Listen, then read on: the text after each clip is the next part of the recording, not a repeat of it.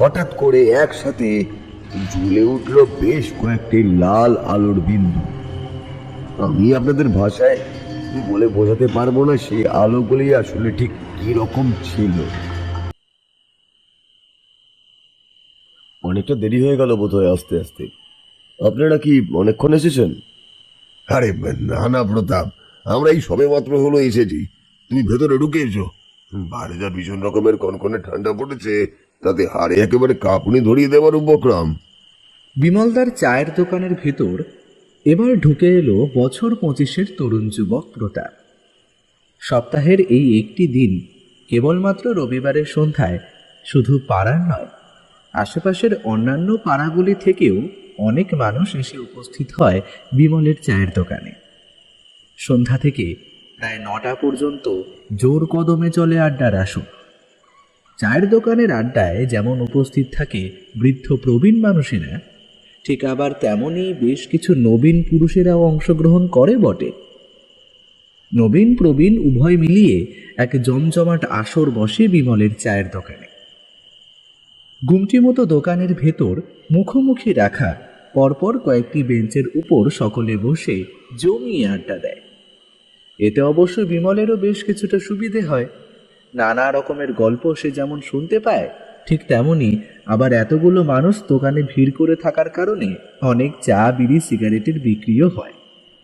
তাই রবিবারের সন্ধ্যায় বিমলের মন বেশ খুশি খুশি থাকে। রবিবাসরীয় আড্ডার আসরে যে সমস্ত নবীন ছেলেপুলের দল থাকে, তাদের মধ্যে একজন অন্যতম হল প্রতাপ। প্রতাপ এসে বেঞ্চে বসা মাত্রই দোকানদার বিমল কেটলি থেকে গরম চা মাটির ভাঁড়ে ঢেলে বলল, এই নাও গো দাদা বাবু, কর্তামশাইরা, তোমাদের চা। বিমল এবার প্রত্যেকের হাতে এক ভার করে উষ্ণ ধুমায়িত চা তুলে দিল। প্রবীণ বৃদ্ধের দল যে যার মতো একটি করে সিগারেটও নিলেন। ইতিমধ্যেই সন্ধ্যার ঘন অন্ধকার নেমে এসেছে চরাচরের বুকে। শীতকালে দিনের বেলা ছোট হওয়ার কারণে সন্ধ্যা নামে খুব তাড়াতাড়ি। বর্তমান সময়টা এখন পৌষ মাস। পৌষ মাসের কনকনে ঠান্ডা একেবারে জাঁকিয়ে পড়েছে। গায়ের চাদর ভালো করে টেনে নিয়ে বেশ আরাম করে চায়ের ভাঁড়ে ঈষৎ ফোঁ দিয়ে তাতে চুমুক বসালো প্রতাপ। সকলে মিলে যে যার মতন গল্পগুজবে ব্যস্ত হয়ে পড়ল। হঠাৎ করে এমন সময় বরেনবাবু বললেন, আচ্ছা, এই এমন শীতের সন্ধ্যায় এই আধো অন্ধকারাচ্ছন্ন পরিবেশের মধ্যে কোনো এক ভৌতিক কাহিনী হলে বিষয়টা একেবারে জমে যাবে। কিন্তু তোমরা এখানে যারা উপস্থিত রয়েছো, তাদের কি কখনো কোনো আধি ভৌতিক অভিজ্ঞতা ঘটেছে যা আজকের আড্ডার আসরে বলতে পারো? সরাসরি নিজের জীবনের সাথে প্রত্যক্ষভাবে না ঘটলেও হয়তো আত্মীয় স্বজন বা বন্ধু বান্ধব অথবা পরিচিত মহলের কোনো ব্যক্তির সাথে বাস্তবে ঘটেছে এমন কোনো বাস্তবিক ঘটনা কি তোমাদের কারো জানা রয়েছে?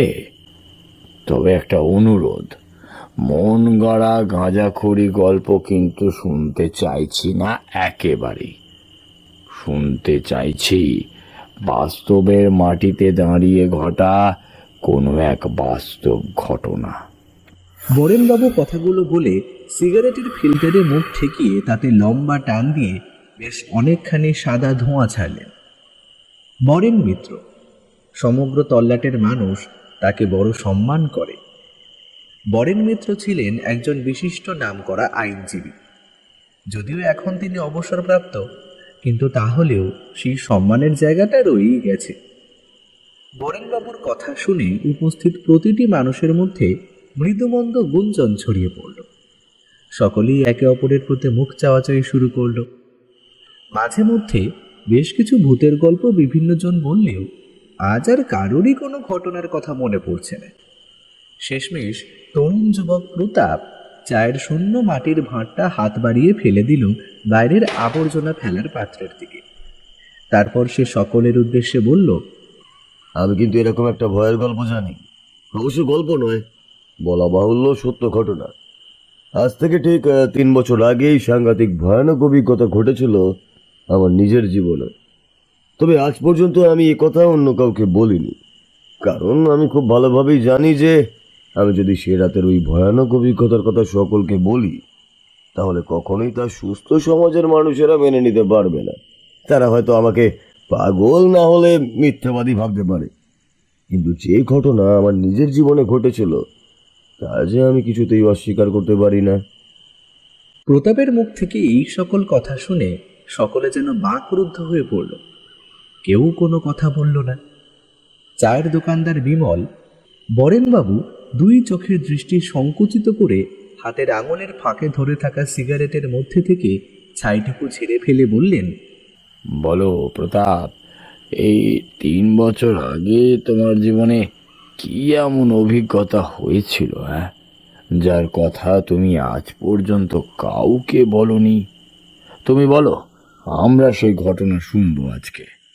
বরেনবাবুর কাছ থেকে অনুমতি পেয়ে গলা খাকারি দিয়ে 2 চোখ বন্ধ করে মনে মনে গোটা ঘটনাটা একবার ভালোভাবে ছকে নিল প্রতাপ। তারপর সে একটা শুকনো ঢোক গিলে বলতে আরম্ভ করল,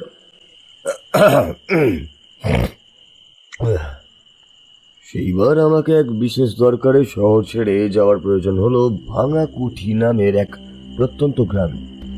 আমাদের পারিবারিক আদি বাড়ি ছিল এই ভাঙাকুঠি গ্রামে। আমার বাবা অনেক ছোটবেলাতেই শহরে চলে আসে কর্মসূত্রে এবং বাড়ি তৈরি করে শহরে স্থায়ীভাবে বসবাস করা শুরু করে দেয়।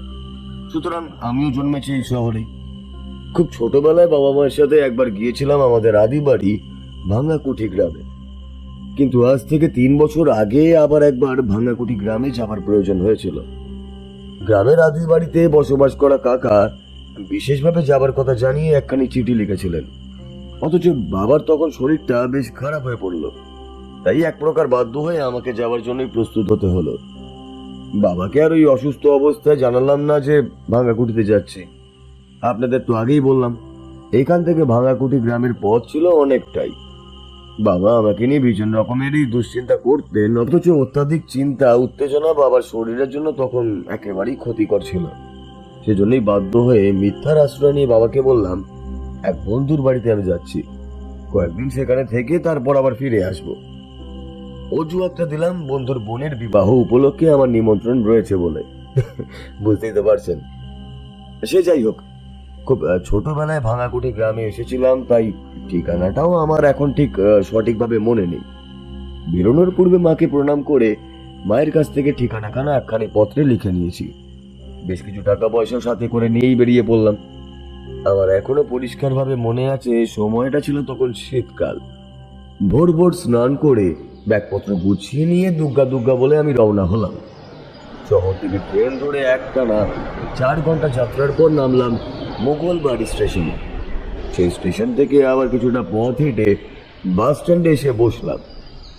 ওই সমস্ত জায়গায় খুব অল্প বাসই চলে নির্দিষ্ট সময় অনুযায়ী। অনেকটা সময় অপেক্ষা করার পর প্রায় দুপুরের দিকে বাস এলো।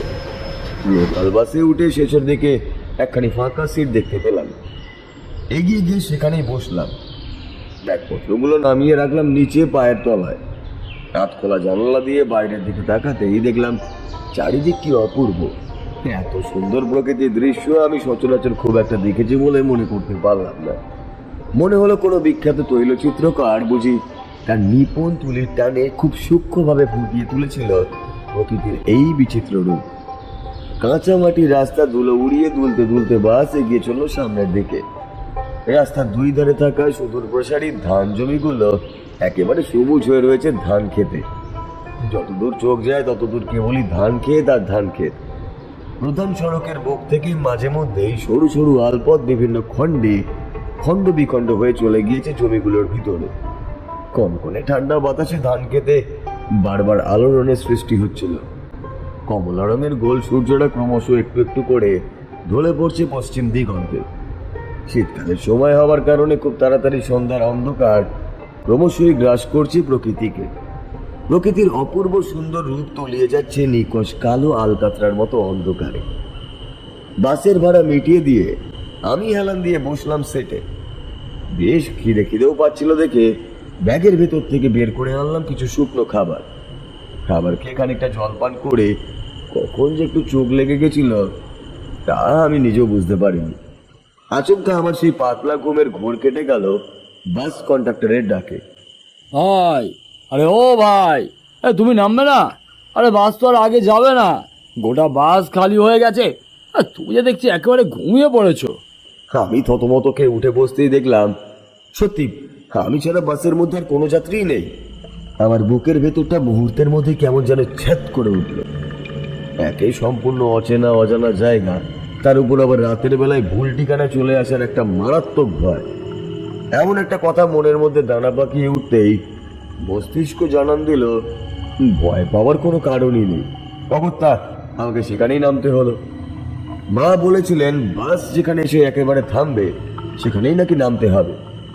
আমি ব্যাগগুলো তুলে নিলাম হাতে। হাত খোলা জানালাটা দিয়ে সামনে ঠান্ডা হাওয়া ঢুকে আসছে ভেতরে। সেই ঠান্ডা বাতাসের পরশে গা কেমন যেন শিরশির করে উঠল। জানালা দিয়ে বাইরের দিকে উঁকি মারতেই দেখলাম চারিদিক ঘন কালো অন্ধকারে ডুবে গিয়েছে।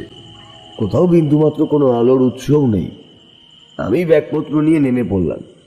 বাস যেহেতু আর সামনের দিকে এগোবে না, তাই এবার বাস ফিরে চলে যাবে আবার পিছনের রাস্তা ধরে।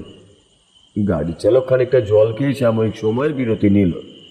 গাড়ি থেকে নামতেই বাসের কন্ডাক্টর আমার দিকে কেমন যেন কৌতূহলী দৃষ্টিতে বেশ খানিকটা সময় তাকিয়ে রইল।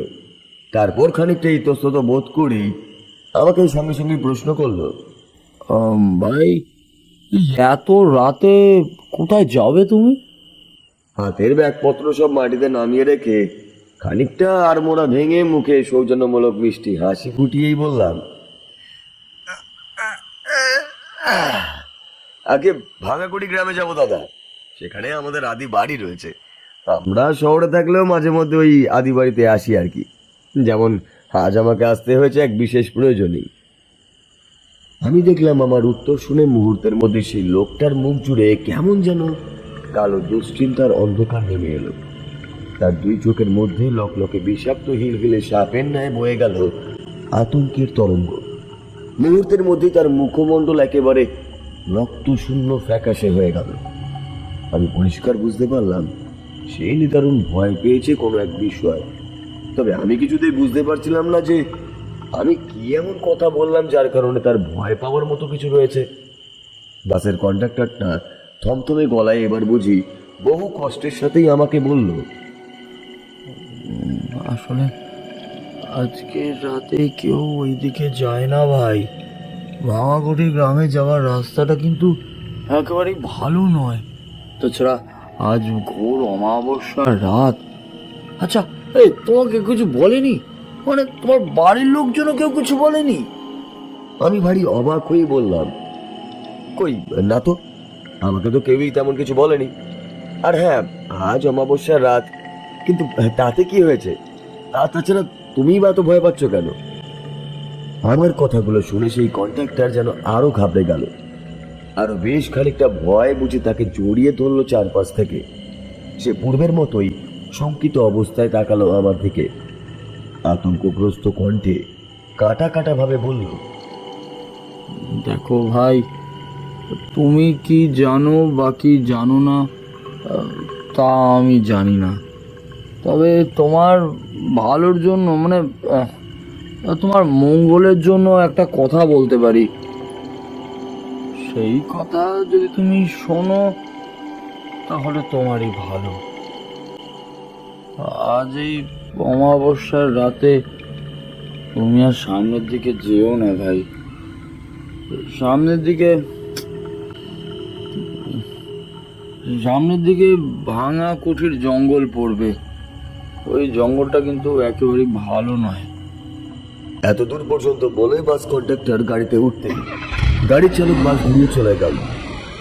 নিকশ কালো জমাট বাঁধা অন্ধকারে পরিপূর্ণ পরিবেশের বুকে যেটুকু আলোর উৎস ছিল সহসা তাও এবার নিভে গেল এক ধাক্কায়।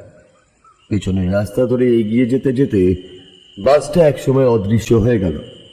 আকাশের দিকে মুখ তুলে তাকাতেই দেখলাম আকাশে সত্যিই আজ চাঁদের দেখা নেই। ছোট বড় নানান মাপের বিভিন্ন নিষ্প্রভ নক্ষত্র শত আলোকবর্ষ দূর হতে মুখ তুলে তাকিয়েছে ঠিকই, কিন্তু কোথাও চাঁদের দেখা নেই। আর যে অমাবস্যা সে কথা আমি জানতামও না। অবশ্য জানলেও এখানে আসার সিদ্ধান্ত পরিবর্তনও করতাম না। আসলে আপনারা তো জানেনই আমি একটু ডাকাবুকো সাহসী প্রকৃতির ছেলে। এই সমস্ত পূর্ণিমা, অমাবস্যা, চাঁদের আলো, আঁধার এমন তুচ্ছ বিষয়ে বিশেষ কিছুই চিন্তাবাদ করতাম না। প্রকৃতির নিয়মে সকল কিছু তো ঘটবেই।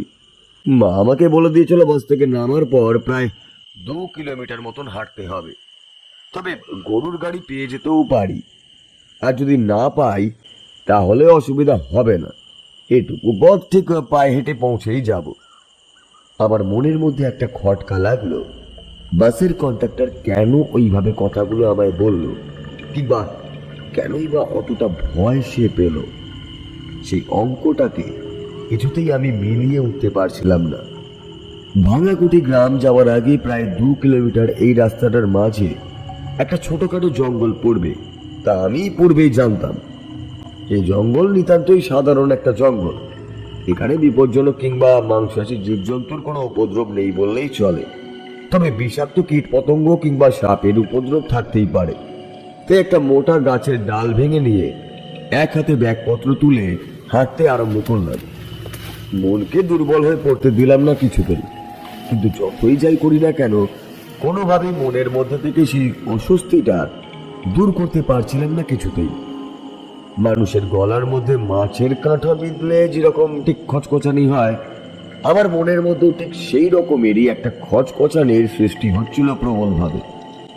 বারবার কানের কাছে ভেসে আসছিল কন্ট্রাক্টরের বলা সেই কথাগুলো। মনের মধ্যে প্রশ্ন জাগছিল, কেন অমাবস্যা রাতে ভাঙা কুঠির জঙ্গলের দিকে যেতে এতবার করে নিষেধ করছিল সে? কি বা তার কারণ?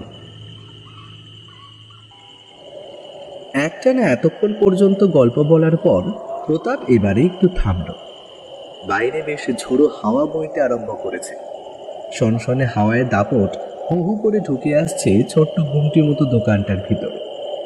দোকানের কোনায় একটা ছোট টিমটিমে লণ্ঠন জ্বালিয়েছে বিমল। অবশ্য সেই লণ্ঠনের কাচের গায়ে এতটাই বেশি ভূষকালি পড়ে রয়েছে যে তার মধ্যে থেকে আলোর পরিবর্তে যেন আরও বেশি অন্ধকার ছড়িয়ে পড়ছে। সমগ্র দোকানঘর কেমন যেন রহস্যময় হয়ে উঠেছে এই আলো অন্ধকারের বিচিত্র মায়াজালে। বিমলের উদ্দেশ্যে বরেনবাবু বললেন, কই রে বিমল বাবা, আর এক ভাঁড় করে চা দে। উফ বাবা, ঠান্ডায় আজকে একেবারে হাত পা জমে যাওয়ার জোগাড়। সকামশাই, এই সিগারেট নিলে নিন কিন্তু, আজকের টাকাটা আমিই দেব, চিন্তা নেই কোনো। বরেনবাবুর কথা শুনে বিমল কেটলি থেকে গরম চা মাটির ভাঁড়ে ঢেলে সকলের উদ্দেশ্যে বাড়িয়ে দিল। বরেনবাবু এবং তার সঙ্গীরা চায়ের সাথে একটি করে সিগারেটও নিলেন। চায়ের ভাঁড়ে চুমুক দিয়ে প্রতাপের দিকে তাকিয়ে বরেনবাবু প্রশ্ন করলেন, এই প্রতাপ, এরপর কি হলো বলো?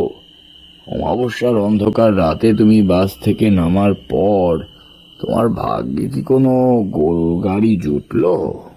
আগে হ্যাঁ বলেন বাবু, অমাবস্যার অন্ধকার রাতে হাঁটতে হাঁটতে বেশ কিছুটা পথ এগিয়ে আসতেই আমি দেখলাম একটা গরুর গাড়ি দাঁড়িয়ে রয়েছে সেখানে। গরুর গাড়ির ছইয়ের ভেতর চলছে একটা ক্ষুদ্র হ্যারিকেন। সেই হ্যারিকেনের স্বল্প মৃদু ঘোলাটে আলো ছড়িয়ে পড়ছে বেশ কিছুটা অংশ জুড়ে। গরুর গাড়ির রাস্তার ধারে দাঁড় করিয়ে ছইয়ের ভেতরে যুবতু হয়ে বসে রয়েছে কোনো একজন মানুষ। আমি হাতের ব্যাগপত্র নিয়ে আরো বেশ কিছুটা এগিয়ে গেলাম সেদিক পানে। একটা দীর্ঘক্ষণ অন্ধকারে থাকার কারণে আমার চোখ পুরোপুরি শুয়ে এসেছিল। তাতেই আমি দেখলাম গরুর গাড়ির ছইয়ের ভেতরে একজন বৃদ্ধ স্থানীয় মানুষ বসে রয়েছেন। গায়ে তার কালো রঙের চাদর ঢাকা। ভদ্রলোকের মাথার চুল সম্পূর্ণ সাদা ধবধবে। শুধুমাত্র মাথার চুল নয়, ভুরু এবং লোম, দাড়ি, গোঁফ সকল কিছুই বয়সজনিত কারণে সাদা হয়ে গিয়েছে। তবে আশ্চর্যজনক বিষয় হলো ভদ্রলোকের 2 চোখ। তার 2 চোখের দৃষ্টি কি ভীষণ রকমের প্রখর। চোখের মণি অমন অমাবস্যার কালো রাতেও জল জল করছে। মানুষের চোখ যে এত উজ্জ্বল হতে পারে তা আমি এর পূর্বে কখনো কোনোদিনও দেখিনি। রাতের অন্ধকারে সাপদ প্রাণীর চোখ ঠিক যেরকম ভাবে জ্বলে, সেই বৃদ্ধ গাড়ির চালকেরও চোখ সেই রকমই উজ্জ্বল হয়ে উঠেছিল। বৃদ্ধ মানুষটি বোধহয় খানিকটা সময় জিরিয়েই নিচ্ছিল। আমার পায়ের শব্দ পেয়ে আমার দিকে তাকিয়ে গলা পরিষ্কার করে খানিকটা নিচু স্বরেই বলল, কে আপনি কে এই এত রাতে এখানে কি করছেন? নমস্কার, আমার নাম প্রতাপ। আমি সেই বহু দূরের শহর থেকেই আসছি। এক বিশেষ প্রয়োজনে আজ আমাকে এখানে আসতে হয়েছে আর কি। ভাবছিলাম হয়তো বাস থেকে নেমে এই বাকি পথটা হাঁটতে হবে, কিন্তু এখন দেখছি তুমি এখানে গরুর গাড়ি নিয়ে দাঁড়িয়ে রয়েছো। আচ্ছা, তুমি কি আমাকে একটু ভাঙাকুটি গ্রামে পৌঁছে দিতে পারবে? বিনিময়ে যা টাকা চাইবে আমি তোমাকে তাই দেবো, চাইলে বকশিসও দিতে পারি। আরে না না দাদাবাবু, ওসব বকশিস লাগবে না। তাছাড়া আমি তো এখানে আপনাদের মতো কিছু যাত্রীদের জন্যই অপেক্ষা করছি। আসুন, আপনি উঠে আসুন, আমি আপনার ব্যাগপত্রগুলো তুলে নিচ্ছি। না না, হ্যাঁ, এই সমস্ত আমি নিজেই সমস্ত কিছু তুলে নিতে পারবো। হ্যাঁ, তোমার কত কষ্ট করতে হবে না। আরে কোনো প্রয়োজন নেই বাবু, আপনাকে দেখে যথেষ্ট ক্লান্ত বলে মনে হচ্ছে। আপনি উঠে বসুন, আমি সমস্ত ব্যাগ তুলে নিচ্ছি। অগত্যা আমি এবার উঠে এলাম গরুর গাড়ির ছুঁয়ের মধ্যে। গাড়ির চালক নিচে নেমে আমার সমস্ত ব্যাগপত্র তুলে দিল। দেখলাম আকারে এবং চেহারাতে লোকটা বিশালই লম্বা, স্বাভাবিকের তুলনায় হয়তো একটু বেশি লম্বা। এত লম্বা আকারের মানুষ সচরাচর খুব একটা দেখা না গেলেও আকাশ থেকে পড়ার মতন কোনো বিষয়ও নয়। আমরা শিক্ষিত ছেলে, তাই আমরা জানি বিভিন্ন হরমোনের প্রভাবে এরকম হয়েই থাকে কখনো সখনো। আমার ব্যাগপত্র আমার কাছে তুলে দিয়ে গরুর গাড়ির চালক এবার সামনে গিয়ে তার নিজের জায়গায় উঠে বসলো। গরুগুলোর পিঠে মৃদু চাপড় বসাতে গরু দুটি হাঁটতে আরম্ভ করলো। দুলকি চালে হেলে দুলে গরুর গাড়ি এগিয়ে চললো সামনের দিকে। ছুঁয়ের ভেতরে থাকা হ্যারিকেনটিও দুলতে লাগলো, একবার ডান দিক থেকে বাম দিকে, আবার বাম দিক থেকে ডান দিকে। গরুর গাড়ির চালক আমার উদ্দেশ্যে প্রশ্ন করলো, দাদাবাবু, কিছু মনে করবেন না, একটা প্রশ্ন করতে পারি? হ্যাঁ, আর মনে করার কি আছে, এই বলো দেখিনি। আচ্ছা দাদাবাবু, আপনি বললেন যে ভাঙাকুটি গ্রামে আপনাদের নাকি আদি বাড়ি রয়েছে, তা আপনার পরিবারের মানুষেরা আপনাকে কিছু বলেনি? তোমার কথা আমি ঠিক বুঝতে পারলাম না, কি বলার কথা বলছো বলো তো। আগে আমি বলতে চাইছি, এই যে আজকে অমাবস্যার রাতে আপনি এখানে এলেন, অথচ আপনার পরিবারের লোকজন আপনাকে বারণ করেনি। গরুর গাড়ি চালকের এই কথা শুনে আমার আবার মনে পড়ে গেল বাস কন্ডাক্টরের বলা একই রকমের কথাগুলো। মুহূর্তের মধ্যে সে লোকটার ভীত ও আতঙ্কগ্রস্ত বুকটা মনের আঙিনায় ভেসে উঠল। আমি এবার বেশ কিছুটা কৌতূহলের সাথেই তাকে জিজ্ঞাসা করলাম, এই কি ব্যাপার বলো তো, এখানে প্রত্যেকেই আমাকে এই একই কথা বলছেই বা কেন? আমি যেই বাসে করে এলাম সেই বাসের কন্ডাক্টরও আমাকে এই একই কথা বললো। আমাকে বললো অমাবস্যার রাতে নাকি ওই ভাঙাকুটির জঙ্গলের দিকে যেতে নেই, ওইদিকে গেলে নাকি বড় সড়ো বিপদ ঘটতে পারে। এখন তুমিও সেই একই গোছের কথা বলছো।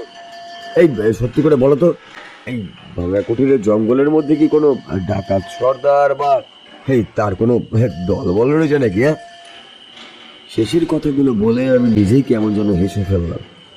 এই যুগে যে ডাকাতের উপদ্রব থাকবে না সে কথা আমিও জানতাম।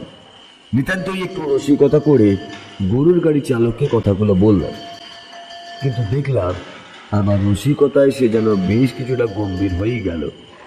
চাপা স্বরে বলল একটা অদ্ভুত কথা, যে কথার অর্থ আমি সেই মুহূর্তে বুঝতে পারলাম না, তবে বুঝেছিলাম পরে। সে আবার বলল, যা রয়েছে তার ডাকাতের চেয়েও ভয়ঙ্কর বাবু। গরুর গাড়ির ছুঁয়ের ভিতরে বসে আমি তাকিয়েছিলাম বাইরের দিকে। অপলক দৃষ্টিতে মন্ত্রমুগ্ধের মতো চেয়েছিলাম বাইরের অন্ধকারে ডুবে থাকা নৈশ প্রকৃতির পানি। আমি বরাবরই শহরের ছেলে, গ্রামে খুব একটা আমার যাতায়াত নেই। সেদিন অমন নিখাত প্রকৃতির বুকে পৌঁছে আমার বিস্ময়ের অন্ত রইল না। অন্ধকার অমাবস্যার রাতে যে এমন অপূর্ব রূপ থাকতে পারে তা আমার ধারণার সম্পূর্ণ বাইরের এক বিষয়। তবে অমাবস্যার রাতের প্রতি আমার ওই ভালোবাসা যে কিছু সময়ের মধ্যেই সীমাহীন চূড়ান্ত ভয়ে পরিণত হতে চলেছে তা আমি তখনও কোন অক্ষরেও বুঝতে পারিনি।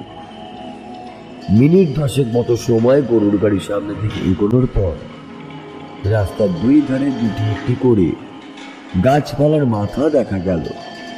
বুঝতে পারলাম ভাঙাকুটির জঙ্গল আরম্ভ হচ্ছে।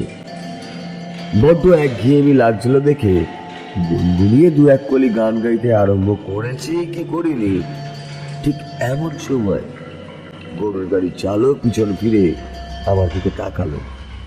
আমি দেখলাম তার দু চোখের উজ্জ্বল মনি একেবারে স্থির হয়ে রয়েছে। কঠিন গলায় সে আমার উদ্দেশ্যে বলল, একদম না দাদা বাবু, ভুলেও এখানে কোনো আওয়াজ করবেন না, সামান্যতম শব্দ করলে চলবে না, চুপ করে বসে থাকুন। কিন্তু কেন, কি রয়েছে এখানে? আর কোনো প্রশ্ন করবেন না দাদা বাবু, আমি যা বলছি তা শুধু মন দিয়ে শুনুন। এই জঙ্গলের রাস্তাটা পেরোনোর সময় আপনি অনেক কিছু দেখবেন, অনেক কিছু শুনতে পাবেন, অনেক কিছু উপলব্ধি করতে পারবেন, কিন্তু খবরদার ভুলিও গাড়ি থেকে নামার চেষ্টা করবেন না। যা কিছুই ঘটে যাক না কেন, আপনি আপনার জায়গায় চুপ করে স্থির হয়ে বসে রইবেন। যদি খুব ভয় লাগে তাহলে এই হ্যারিকেনটা টেনে নেবেন, কেমন? মাথায় রাখবেন, একমাত্র হ্যারিকেনের আলোটাই আজ রাতে আমাদের সম্বল। কোনোভাবেই ওই আগুন নিভতে দিলে কিন্তু চলবে না, তাহলে মহা অনর্থ হবে। সত্যি কথা বলতে কি, গরুর গাড়ি চালকের বলা একটা কথাও আমার মাথায় ঢুকলো না। সবকিছু কেমন যেন মাথার উপর দিয়ে ফুসফুস করে বেরিয়ে গেল। মনের মধ্যে এক ঝাঁক প্রশ্ন উকিও মারল।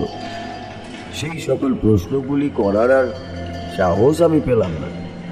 লোকটার মুখের মধ্যে আমি একসাথে উত্তেজনা, ভয় এবং সাবধানতার তরঙ্গ বয়ে যেতে দেখলাম। চালক যা বললো তাই অক্ষরে অক্ষরেই পালন করলাম। সেটাই সবচেয়ে বুদ্ধিমানের কাজ বলে মনে হলো এই মুহূর্তে। মুখে কুলু বেঁটে চুপচাপ বসে রইলাম। কিন্তু এরপর যা ঘটলো তাতে আমার বুকের মধ্যে একটা ঠান্ডা শীর্ষের অনুভূতি ছড়িয়ে পড়তে লাগলো, ক্রমশ একটু একটু করে। মনে হলো শির দ্বারা দিয়ে বুঝি শৈত্য প্রবাহের মতো কোনো কনকনে ঠান্ডা স্রোত বয়ে চলেছে। আমি যা সমস্ত কিছু দেখলাম তা যে কখনো কোনোদিনের সচক্ষে দেখবো সে কথা ভুলেও ভাবিনি। তা যে কোনো সাধারণ মানুষের কল্পনারও অতীত। ভয়ানক কোনো দুঃস্বপ্নেও মানুষ বুঝে এইরকম পরিস্থিতির মুখোমুখি হতে চায় না। কেন প্রতাপ, জঙ্গলের রাস্তা ধরে এগোনোর সময় তুমি কি এমন জিনিস দেখলে যার কারণে তোমার ওই রকম অবস্থা হলো? হ্যাঁ,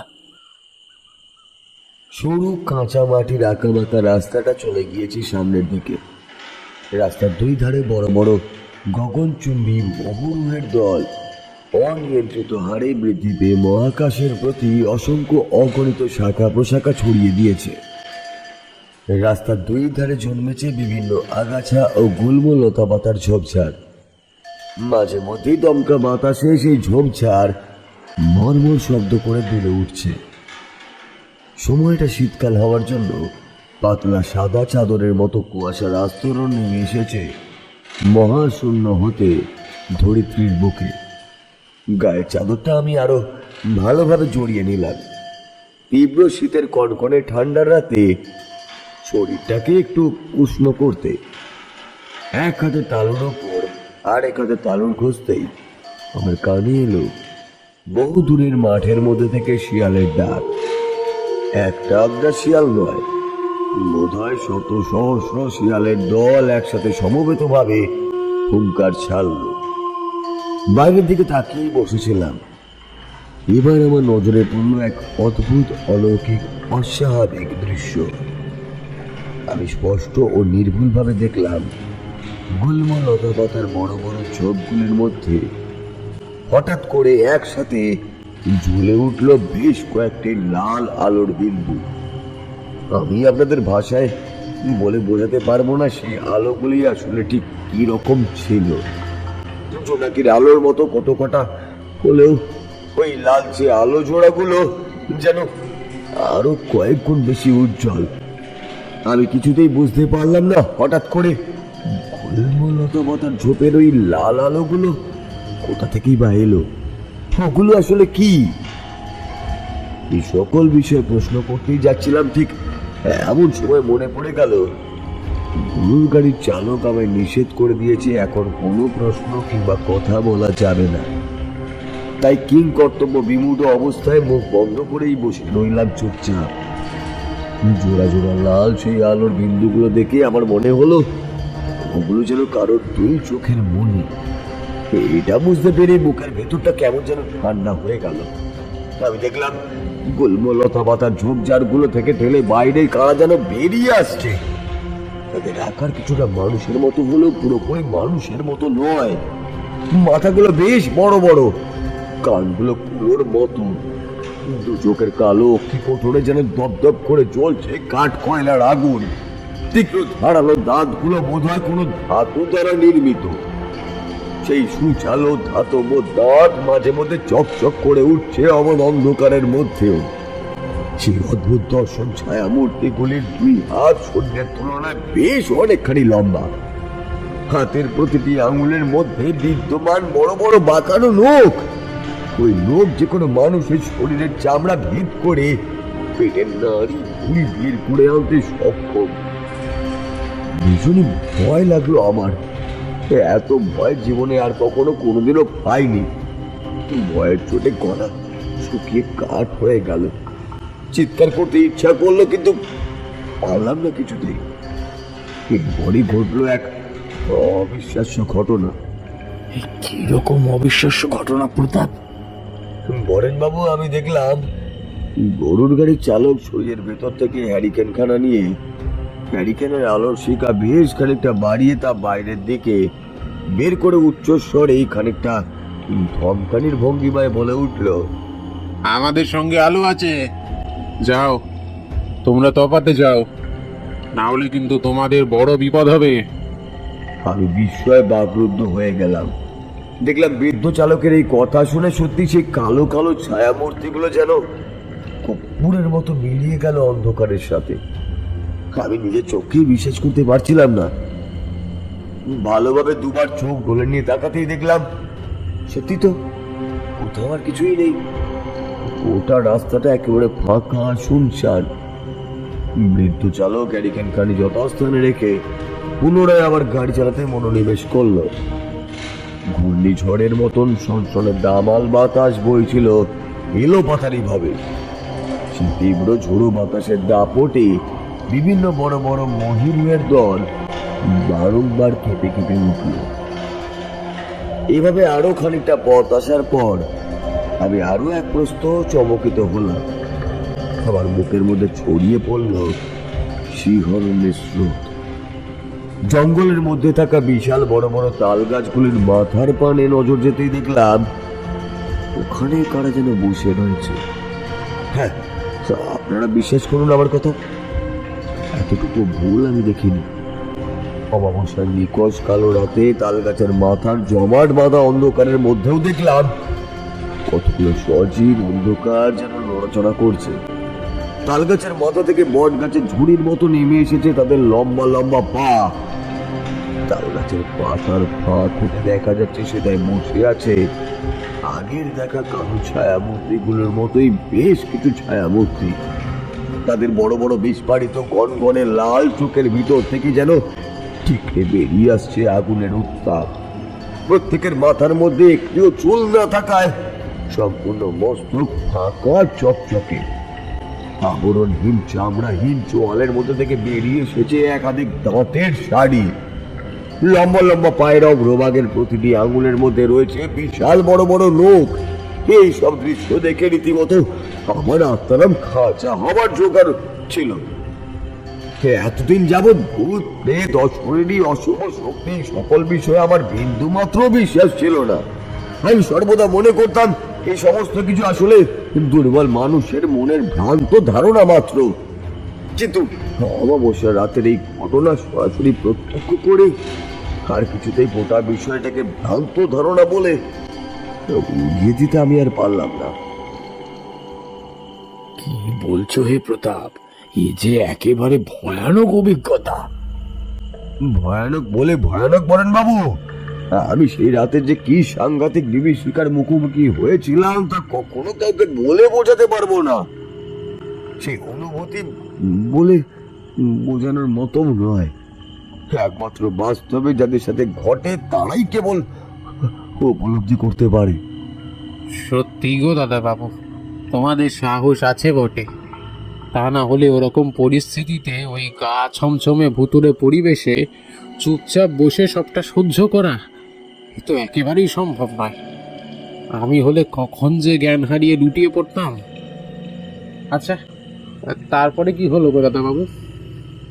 চায়ের দোকানদার বিমল কথাগুলো বলে কাঁধের গামছা দিয়ে কপালের ঘাম মুছল সে। এমন ঠান্ডার রাতে, এই ভীষণ শীতের মধ্যেও প্রতাপের মুখ থেকে বলা হাড় হিম করা এই ঘটনার কথা শুনতে শুনতে তার কপালে ফোঁটা ফোঁটা ঘাম জন্ম নিয়েছিল। চায়ের দোকানে উপস্থিত প্রতিটা মানুষ একেবারে মন্ত্রমুগ্ধের ন্যায় শুনছিল আজকের কাহিনী। কেউ মুখে টু শব্দটি অবধি করল না। বরেনবাবু সিগারেটের প্যাকেট থেকে একটা সিগারেট বের করে তা হাতের তালুতে কয়েকবার ঠুকে আগুন ধরিয়ে তৃপ্তির টান দিতে লাগলেন। মাত্র কয়েক বছর পূর্বে নিজের জীবনের সাথে ঘটে যাওয়া এই ভয়ানক বাস্তব ঘটনার কথা বলতে গিয়ে হয়তো প্রতাপের গলাও শুকিয়ে গিয়েছিল। তাই পাশে রাখা জলের ঘটির ঢাকনা নামিয়ে রেখে ঢকঢক করে বেশ অনেকটা জল পান করল।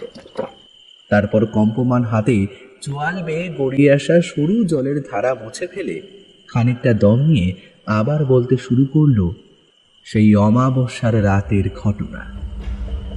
ভাঙা কুটি জঙ্গলের তাল গাছগুলোর মাথায় যে কালো কালো ছায়ামূর্তির দল বসেছিল, ওরা আর যাই হোক না কেন কোনো রক্তে মাংসে গড়া কোনো প্রাণী যে নয় তা বলে দেবার অপেক্ষা রাখে না।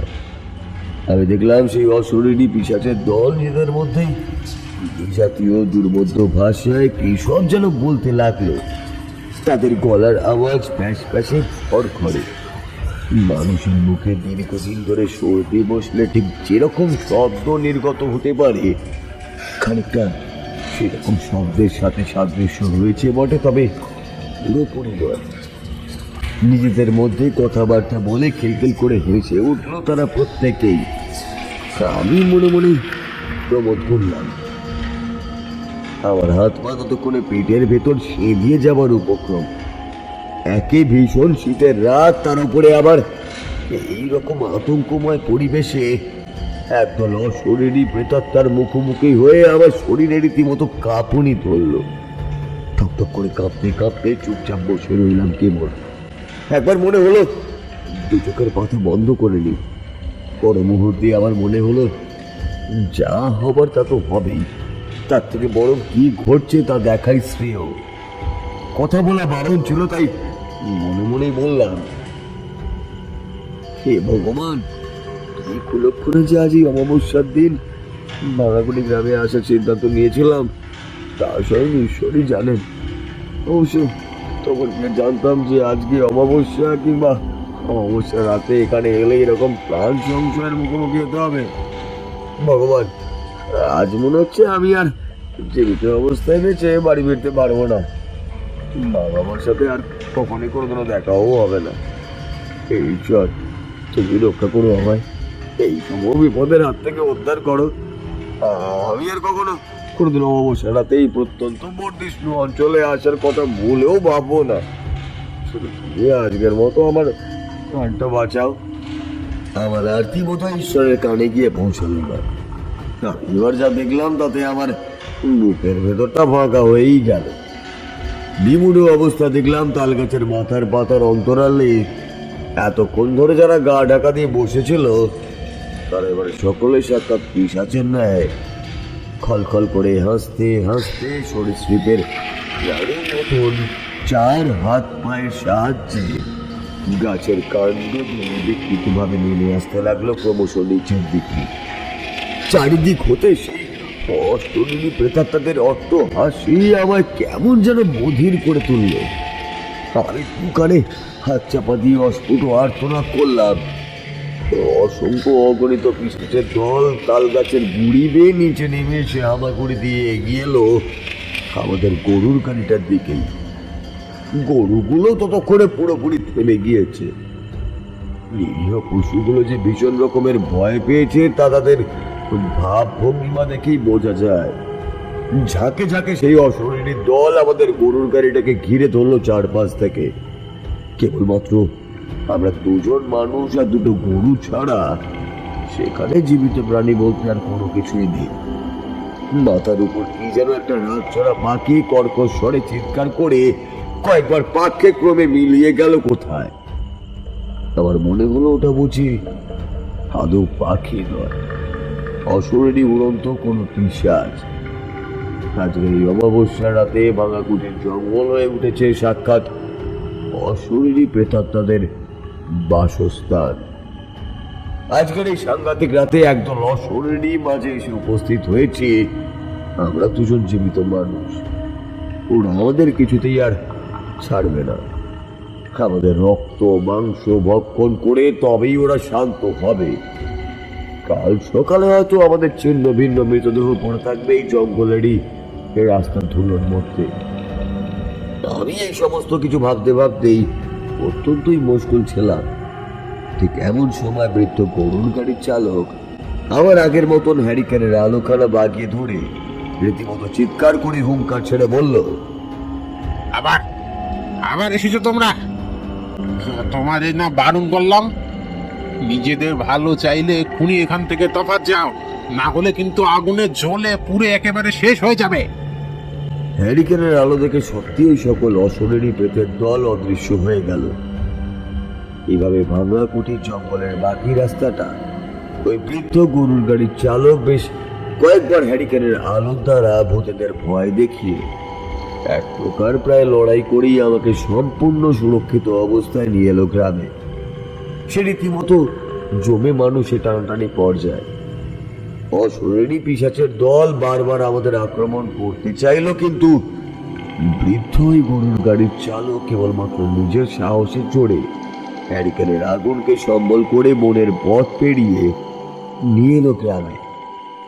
আমি বাঁচার আশা একেবারেই ছেড়ে দিয়েছিলাম। সুস্থ স্বাভাবিকভাবে গ্রামের আদি বাড়ির নিকটে এসে পৌঁছাতেই যেন হাত ছেড়ে বাঁচলাম। দুহাত জড়ো করে ভগবানের উদ্দেশ্যে প্রণাম জানালাম আর জড়িয়ে ধরলাম সে বৃদ্ধ গরুর গাড়ি চালকের হাত দুখানা। জীবনে কখনো এতটা অসহায় আমার লাগেনি। এক প্রকার প্রায় ডুকরে কেঁদেই ফেললাম। সে বৃদ্ধ গরুর গাড়ির চালকের হাত দুখানি জড়িয়ে ধরে ধরা গলে তার উদ্দেশ্যেই বললাম, তোমাকে তোমাকে ধন্যবাদ জানিয়ে ছোট করতে চাই না, কারণ তুমি আমার জীবন বাঁচিয়েছ। তুমি আমার প্রাণদাতা। তোমাকে শুধুমাত্র ধন্যবাদ দেওয়া যথেষ্ট নয়, তুমি তার থেকেও অনেক অনেক বড় কিছু করেছো আমার জন্য। আজ তুমি না থাকলে আমি হয়তো প্রাণেও বাঁচতাম না। ওই ভয়ানক সাংঘাতিক অশরীরী প্রেতাত্মাদের হাতে পড়ে এতক্ষণে হয়তো চিরনিদ্রার দেশে তলিয়েই যেতাম আমি। কিন্তু কিন্তু এই সমস্ত কি? এই যুগ ওই জঙ্গলের পথে এত অশরীরী এলোই বা কোত্থেকে? আজ পর্যন্ত আমি ভূত প্রেতের অস্তিত্ব সম্বন্ধে বিশ্বাসী ছিলাম না, কিন্তু আমার সাথে যা ঘটলো তা প্রত্যক্ষ করার পর আর অবিশ্বাস করার মতো সামান্যতম জায়গাও আমার মধ্যে আর অবশিষ্ট রইল না। সে বড় লম্বা কাহিনী যে দাদাবাবু। আজ থেকে বহু যুগ আগে ভাঙা কুটিরের ওই জঙ্গলের মধ্যে বাস করত এক সাংঘাতিক ডাকাতের সর্দার। সেই ডাকাতের উপদ্রবে গোটা পরগনার মানুষের প্রাণ একেবারে অষ্টাগত হয়ে পড়েছিল। এই পথ ধরে কেউ এই দিনে দুপুরেও যাবার সাহসটি পেত না। যে সকল ব্যক্তিরা যেত তাদের সর্বস্বটুকু লুণ্ঠন করেও তাদের মুক্তি দিত না ওই শয়তান ডাকাতের দল। ডাকাত সর্দার এতটাই নিষ্ঠুর ও শয়তান ছিল যে নির্মমভাবে লোকগুলিকে হত্যা করত, যাতে ওই সর্বহারা মানুষগুলি বাইরের জগতে গিয়ে ভাঙাকুটি জঙ্গল সম্পর্কে সমস্ত কথা সবাইকে বলতে না পারে। জঙ্গলটা যাতে জনসাধারণের কাছে রহস্যময়, অচেনা, একটা অজানার মোড়কেই ঢাকা থাকে, সে কারণে সর্বদা এমনটাই করত। ডাকাত সর্দারের কবলে পড়ে এমন বহু নারী, পুরুষ, শিশু প্রাণ খুইয়েছিল বাবু এই জঙ্গলের গ্রহণে। অবলা বৃদ্ধ বনিতা কাউকেই ছাড়ত না ওই শয়তান ডাকাতের দল। ডাকাত সর্দারের কবলে পড়ে যে সকল মানুষের অকাল মৃত্যু ঘটেছিল তাদেরও আত্মা মুক্তি পায়নি বাবু, অতৃপ্ত অবস্থায় হয়তো থেকে গিয়েছে আজও সেই জঙ্গলের বুকে। শেষ পর্যন্ত শয়তান ডাকাত সর্দারের কি হলো? মানুষের যখন দেওয়ালে পিঠ থেকে যায় ঠিক তখনই মানুষ ঘুরে দাঁড়ায়। এক্ষেত্রেও একেবারে তাই হয়েছিল। সমস্ত পরগনার মানুষ ওই শয়তান ডাকাত সর্দারের কবলে পড়ে দিনের পর দিন ধরে তার কাছে অত্যাচারিত, নিপীড়িত হতে হতে শেষমেশ সমস্ত প্রজারা বিদ্রোহী হয়ে উঠল। লকলকে জ্বলন্ত মশালের আগুন হাতে নিয়ে হঠাৎ এক রাতে ঢুকে পড়ল জঙ্গলে। ডাকাতেরা একেবারেই প্রস্তুত ছিল না এই আকস্মিক আক্রমণের জন্য। ডাকাত সর্দার ও তার সমস্ত দলবলকে গাছে বেঁধে পুড়িয়ে মারে সেই স্থানীয় মানুষজন। এতদিন ধরে একের পর এক মানুষের প্রাণ নিয়েছিল সেই ডাকাত সর্দার, তারই প্রাণ গেল ওই মৃত ব্যক্তিদের আত্মীয় স্বজনদের হাতে। বোধহয় একেই বলে অদৃষ্টের লিখন। তোমাকে বলেছিলাম না আমাদের এখানকার মানুষেরা কেউ কখনো অমাবস্যার রাতে ঘুণাক্ষরে ও ভাঙাকুটি জঙ্গলের পথ ধরে যাতায়াত করে না। অমাবস্যার রাতে অশরীরীর দল জেগে ওঠে। সাধারণ নিরীহ মানুষগুলোর আত্মা এত বছরে মুক্তি পেলেও মুক্তি পায়নি ডাকাত সর্দার ও তার দলবলের আত্মা, যাদের পুড়িয়ে মারা হয়েছিল। দাদাবাবু, আজ রাতে খানিকক্ষণ আগে তুমি যাদেরকে দেখলে তারা আর কেউ নয় গো, ওই সর্দার এবং তার দলের লোকেরাই ছিল। কিন্তু আর কোনো ভয় নেই, তুমি ভাঙাকুটি গ্রামে পৌঁছে গিয়েছো। যাও, এবার তুমি একেবারে সুরক্ষিত। হ্যাঁ, তোমার আত্মীয়ের বাড়িতে ফিরে যাও। তোমার শরীর ও মনের ওপর দিয়ে অনেক ধকল গেছে, এখন বিশ্রাম করা প্রয়োজন তোমার। সমস্ত ঘটনার কথা শুনে আমি রোমাঞ্চ অনুভব করলাম। আবার বুক ঠেলে উঠে এলো একটা দীর্ঘ নিঃশ্বাস। বৃদ্ধ চালকের উদ্দেশ্যে আমি সৌজন্যমূলক হাসি এসে প্রশ্ন করলাম, ছি ছি ছি, দেখো দেখি, এতখানি সময় তোমার সাথে রয়েছে অথচ তোমার নামটাই জানা হয়নি। আমার নাম ভুবন ঘোষ। আমি আর গরুর গাড়ির বৃদ্ধ চালক অর্থাৎ ভুবন বাবুই কথা বলছিলাম। হঠাৎ করে এমন সময় পেছন থেকে কে যেন হাঁটতে হাঁটতে এগিয়ে আসতে লাগলো আমাদের দিকে। আমি দেখলাম বৃদ্ধ শ্রী চালকের দুই চোখ যেন আগের থেকেও আরো বেশি উজ্জ্বল হয়ে উঠেছে। দুই চোখের মধ্যে থাকা মণি দুটি কি ভীষণ রকমের নীল, যেন ও দুটি আদৌ চোখের মণি নয়, ও দুটি বুঝি সাক্ষাৎ নীলা জাতীয় কোনো বিশেষ রত্ন। এই অন্ধকার রাতেও যার মধ্যে থেকে বেরিয়ে আসছে নীলাবতী তেজরশ্মি। বৃদ্ধ মানুষটি গায়ের কালো চাদরখানা ভালোভাবে টেনে নিল। যে মানুষটি হাঁটতে হাঁটতে এগিয়ে আসছিল সামনের দিকে, আমি তাকে দেখার জন্য পিছন ফিরে কিছুটা সময় তাকিয়ে থাকলাম। ভুবনবাবুর টাকা মিটিয়ে দেওয়ার জন্যই বললাম, তোমার কত টাকা হয়েছে? আমার মুখের কথা মুখেই থেকে গেল অসম্পূর্ণ অবস্থায়, কারণ আমি যা দেখলাম তা যে দেখতে হবে সে কথা একবারের জন্য ভাবিনি। আমার পা টলে গেল, মনে হলো তীব্র ভূমিকম্পে পায়ের তলার মাটি বুঝি কেঁপে গেছে। কোথায় কি? আমার সামনে বর্তমানে কিছুই নেই। গরুর গাড়ির চালক বৃদ্ধ ভুবন বাবু ভোজবাজির মতন উধাও হয়ে গেছে। শুধুমাত্র সে একাই নয়, তার গরুর গাড়িটাও নেই। গরু দুটিও মিলিয়ে গেছে বুঝি অন্ধকারের সাথে। আমি বুঝতেই পারছিলাম না একটা জলজান্ত মানুষ আর একটা আস্ত গরুর গাড়ি কিভাবে চোখের পলকে মিলিয়ে যেতে পারে। আমার গোটা শরীর জুড়ে রীতিমতো কাঁটা দিয়ে উঠল। এমন অবস্থায় কে পিছন থেকে আমার কাঁধে হাত রাখতেই আমি একেবারেই আঁতকে উঠলাম। চোখেতে ঘাড় ঘুরিয়ে তাকাতেই দেখলাম অন্ধকারের মধ্যে দাঁড়িয়ে রয়েছে আমার কাকা। কাকার মুখমণ্ডলে খেলা করছে অফুরন্ত কৌতূহল, উত্তেজনা আর অসংখ্য প্রশ্নে। দেখলাম কাকার কপালে বেশ চওড়া ভ্রুকুটি পড়েছে। সংকুচিত দৃষ্টিতে কাকা আমায় ভালোভাবে একবার জরিপ করে বলল, এ কি রে পোতা, ভাই তুই এখানে? হ্যাঁ কাকা, আমি এখানে। কি করব? তুমি তো চিঠিতে জরুরি তলব দিয়েছিলে। হ্যাঁ, জরুরি তলব দিয়েছিলাম, কিন্তু তাই বলে তুই আজ এই অমাবস্যা রাতে ভাঙা কুটিতে আসবি তা তো জানতাম না। আরে তোর কি প্রাণে এতটুকু ভয় ডর বলে কিছু নেই রে? আর যদি তোর কিছু ভালো মন্দ ঘটে যেত তাহলে এই দাদা বৌদিকে কি আমি জবাব দিতুম বল দেখিনি? বাবা রে, তুই ঠিক আছিস তো বাবা? হ্যাঁ কাকা, আমি ঠিক আছি।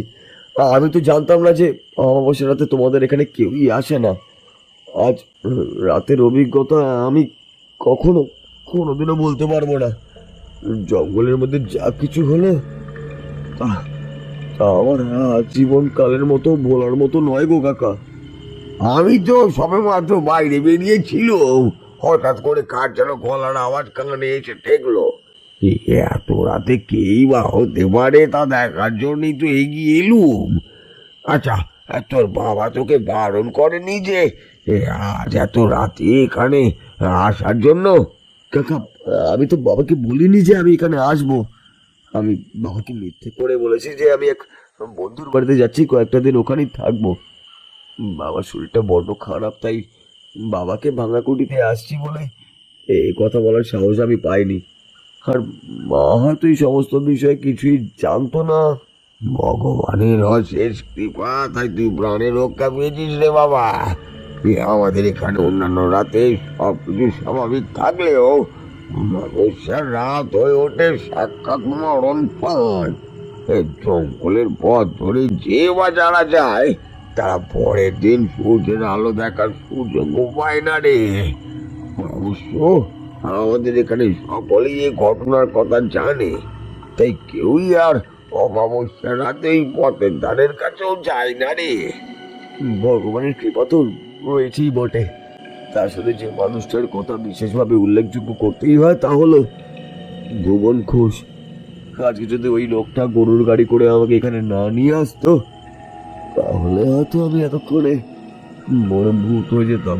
এই কার কার নাম করলি তুই প্রতাপ? কেন কাকা, ভুবন ঘোষ? তাকে তুই কোথায় পেলি রে বাবা? সে তো আজ থেকে 3 মাস আগে মারা গিয়েছে হৃদযন্ত্র বিকল হয়ে। ওর গরু দুটো মরে গেছে, এই কয়েকদিন হলো বেশ। কাকার কথা শুনে আমার মাথায় যেন বাজ পড়ল। আকাশ থেকে সোজা মাটিতে আছাড় খেয়ে পড়লাম আমি। তার মানে এতক্ষণ ধরে আমি এক অশরীরী গরুর গাড়িতে করেই এলাম। এরপর আমাকে কাকা বাড়িতে নিয়ে যেতে যেতে অনেক কিছুই বলেছিল, যদিও তার বেশিরভাগটাই আমার কর্ণগোচর হয়নি। সে রাতে আমি আর ঘুমোতেও পারিনি। অত আতঙ্ক, অত উত্তেজনা, অত ভয় সাথে নিয়ে কোন মানুষই ঘুমোতে পারে না শান্তিতে। সারাটা রাত কাটিয়েছিলাম একেবারে বিনিদ্র অবস্থায়। পরের দিন সকাল হলে কাকা আমাকে বলেছিল ভুবন ঘোষ নাকি বড় ডাকাবুকো সাহসী গোছের মানুষ ছিল। প্রতি মাসেরই অমাবস্যা রাতে সে জঙ্গলের আগে তার গরুর গাড়ি নিয়ে অপেক্ষা করত, যে কোনো মানুষকে সঠিকভাবে জঙ্গলের পথ পার করানোর জন্য। সে এতটাই সাহসী মানুষ ছিল যে কেবলমাত্র আগুনকে সম্বল করে এমন ঝুঁকিপূর্ণ কাজ করত। আসলে আগুন, জল, এই সমস্ত প্রাকৃতিক জিনিসকে অশরীরী অশুভ শক্তিরা বড় বেশি ভয় পায়। এতে তাদের ভীষণ ক্ষতিই হয়। তাই আগুন অথবা জলের ধারে কাছেও ঘেঁষে না কেউ। মৃত ভুবন বাবুর অতৃপ্ত আত্মার উদ্দেশ্যে আমি করজোরে প্রণাম জানিয়েছিলাম। জীবিত অবস্থায় নিজের জীবনের কথা না ভেবে যিনি বিভিন্ন নিরীহ মানুষের প্রাণ রক্ষা করেছেন, মৃত্যুর পরও ঠিক একইভাবে তিনি রক্ষা করেছিলেন আমার প্রাণ। তার প্রতি আমার শ্রদ্ধার অন্ত ছিল না। ভাঙ্গাকুঠির গ্রামের সমস্ত কাজ মিটিয়ে পরদিন বেলাবেলি আমি ফিরে এসেছিলাম আমাদের শহরে। বাড়িতে আজ পর্যন্ত মা বাবা কাউকে এই সমস্ত কিছু বলেনি। আজ থেকে 1 সপ্তাহ আগে আমাকে আরো একবার ভাঙ্গাকুঠি গ্রামে যেতে হয়েছিল।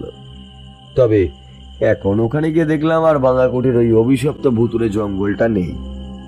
গোটা জঙ্গল একেবারে সাফ করে দেওয়া হয়েছে। সেখানে এখন অনেক দরদালান ঘরবাড়ি মাথা উঁচু করে উঠেছে। কাকার মুখ থেকে শুনলাম জঙ্গল কেটে কাশী বারাণসী থেকে নাকি একাধিক পুরোহিত এসে সেখানে বিভিন্ন যাগযজ্ঞ করে সমস্ত অশুভ আত্মাদের মুক্তি দেওয়া হয়েছে। এবারে গিয়ে আর ভুবন বাবুর আত্মার সাথেও আমার দেখা হয়নি। আশা করি তারও অতৃপ্ত আত্মাটি এতদিনে মুক্তি পেয়েছে। গল্প বলা শেষ করে উঠে দাঁড়ালো প্রতাপ। চায়ের দোকানে বসে থাকা নবীন প্রবীণ উভয় দলের মানুষেরা রীতিমতো অবাক হয়ে বিস্ময়ের সাথে তাকিয়েছিল তার দিকে। তারা প্রত্যেকে যেন একসাথে বাকশক্তি হারিয়ে ফেলেছে। প্রতাপ উঠে দাঁড়িয়ে সকলের উদ্দেশ্যে বলল, আজ তাহলে উঠি, বাড়িতে কিছু বিশেষ কাজ রয়েছে, সেজন্যই সকাল সকাল বেরিয়ে যেতে হবে আর কি। বরেনবাবু প্রতাপের উদ্দেশ্যে একখানি শেষ প্রশ্ন করলেন। কিন্তু প্রতাপ, এই একটা কথা আমি বুঝতে পারলাম না।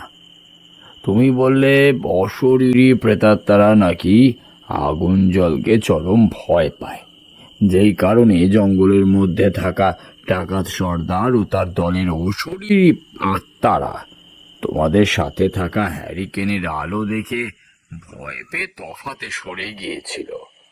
কিন্তু গরুর গাড়ির চালক ভুবনবাবুও তো একজন অতৃপ্ত আত্মাই ছিলেন।